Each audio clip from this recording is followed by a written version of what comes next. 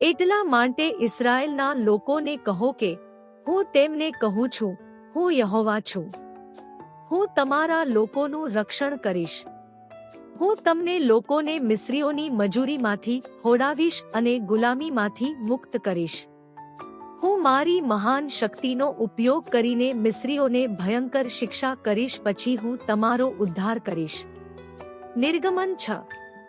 હે પ્રભુ, તું તારા લોકોને શક્તિ અને કરુણાથી મુક્ત કરનારો છે. જેમ તું ઇસ્રાયેલીઓને દાસત્વમાંથી છુટકારો આપ્યો, તેમ તું પણ મને દરેક ભાર અને બંધનમાંથી મુક્ત કરી શકે છે.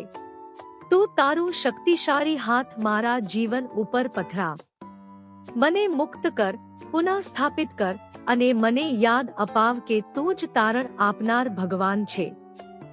તારા વિશ્વાસપાત્ર વચનો માટે આભાર. ઈશુના નામે, આમેન.